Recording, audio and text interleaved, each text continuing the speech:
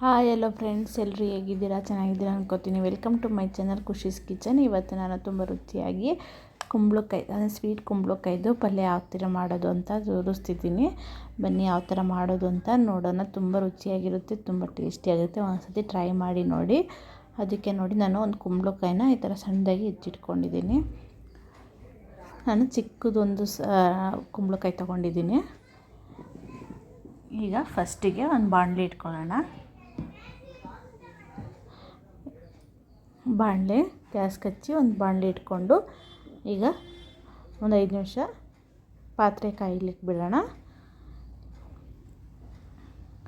ಈಗ ಪಾತ್ರೆ ಕಾದ ನಂತರ ಒಂದು 2 to 3 ಟೇಬಲ್ ಸ್ಪೂನು ಆಯಿಲ್ ಹಾಕ್ಕೊಳ್ಳಿ.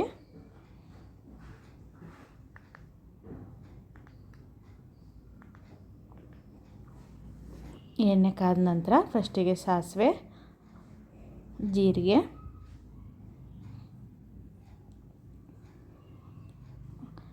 ನೆಕ್ಸ್ಟು ಜೀರಿಗೆ ಹಾಕ್ಕೊಂಡಿದ್ದ ನಂತರ ಕರ್ಬೇವಿನ ಸೊಪ್ಪು,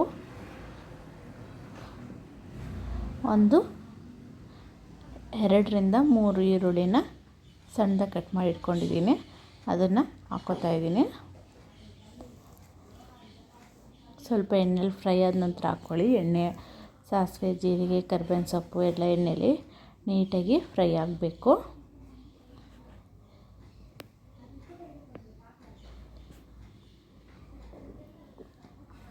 ಈಗ ಕಟ್ ಮಾಡಿ ಇಟ್ಕೊಂಡಿರೋಂತಹ ಈರುಳ್ಳಿನ ಹಾಕ್ಕೋತಾ ಇದ್ದೀನಿ. ಅದ್ರ ಜೊತೆಗೆ ಒಂದು 6 ರಿಂದ 7 ಹಸಿಮೆಣಸಿನ್ಕಾಯಿನ ಉದ್ದಕ್ಕೆ ಹೆಚ್ಚಿಟ್ಕೊಂಡಿದ್ದೀನಿ, ಅದನ್ನು ಹಾಕ್ಕೊಂಡು ಎರಡನ್ನೂ ನೀಟಾಗಿ ಮಿಕ್ಸ್ ಮಾಡ್ಕೊತಾ ಇದ್ದೀನಿ. ಈರುಳ್ಳಿ, ಹಸಿಮೆಣಸಿನ್ಕಾಯಿ ಚೆನ್ನಾಗಿ ಫ್ರೈ ಆದ ನಂತರ 5 ನಿಮಿಷ ಫ್ರೈ ಆಗಲಿಕ್ಕೆ ಬಿಡಬೇಕು.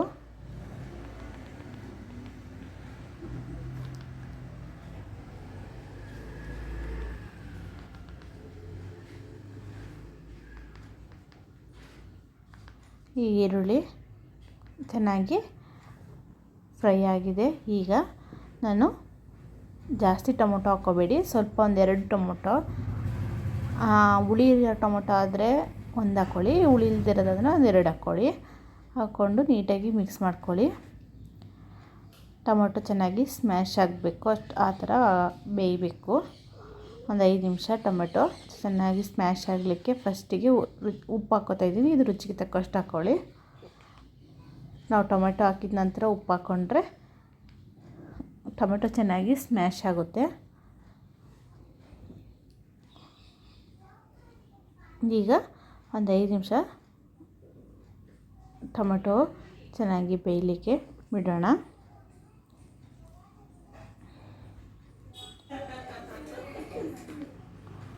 ಈಗ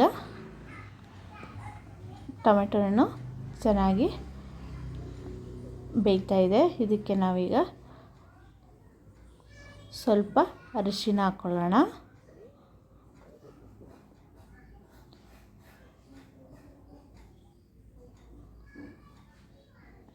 ಈಗ ನಾವು ಹೆಚ್ಚಿಟ್ಕೊಂಡಿರೋಂತಹ ಕುಂಬಳಕಾಯಿನ ಈ ಒಗ್ಗರಣೆಗೆ ಸೇರಿಸ್ಕೊಳ್ಳೋಣ.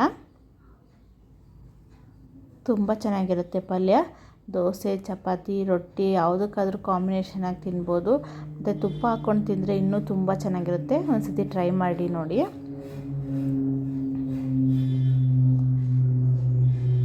ನಾನು ಕಟ್ ಮಾಡಿ ಇಟ್ಕೊಂಡಿರೋಂತಹ ಕುಂಬಳಕಾಯಿ ಎಲ್ಲನೂ ಹಾಕ್ಕೋತಾ ಇದ್ದೀನಿ.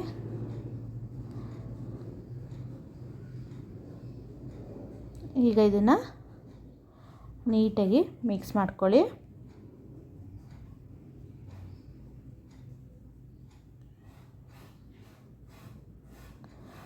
ನಾವು ಈಗ ಫಸ್ಟಿಗೆ ನೀರು ಹಾಕ್ಕೋಬಾರ್ದು.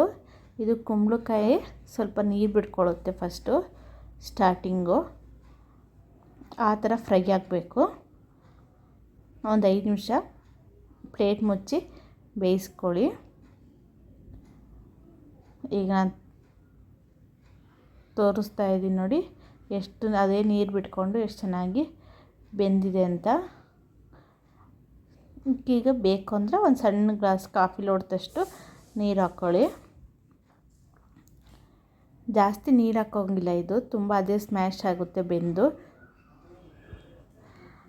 ಒಂದು ಚಿಕ್ಕದು ಕಾಫಿ ಲೋಟದಷ್ಟು ನೀರು ಹಾಕ್ಕೊಳ್ಳಿ ಬೇಕಂದರೆ.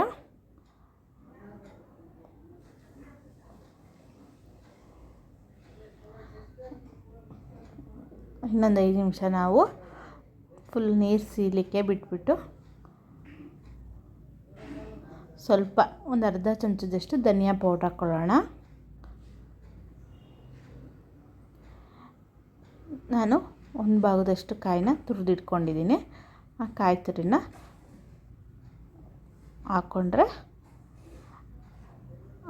ಒಂದು 5 ನಿಮಿಷ ಚೆನ್ನಾಗಿ ಬೇಯಿಸ್ಕೊಂಡ್ರೆ ಪಲ್ಯ ರೆಡಿ ಆಗುತ್ತೆ. ನೋಡಿ, ಎಲ್ಲ ನೀರೆಲ್ಲ ಚೆನ್ನಾಗಿ ಸೀದಿದೆ, ಪಲ್ಯನೂ ತುಂಬ ಚೆನ್ನಾಗಿ ಬಂದಿದೆ.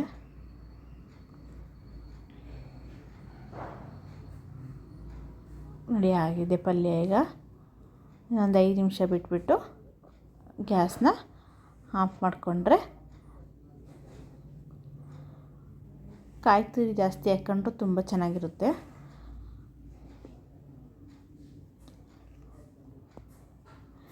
ಒಂದು 5 ನಿಮಿಷ ಮತ್ತು ಸ್ವಲ್ಪ ನೀರಿದ್ರೆ ಎಲ್ಲ ಸೀದೋಗುತ್ತೆ.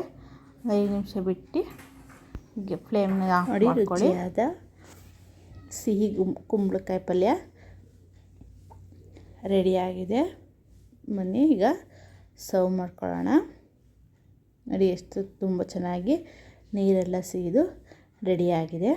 ಈಗ ಸರ್ವ್ ಮಾಡ್ಕೊಂಡು ತೋರಿಸ್ತಿದ್ದೀನಿ.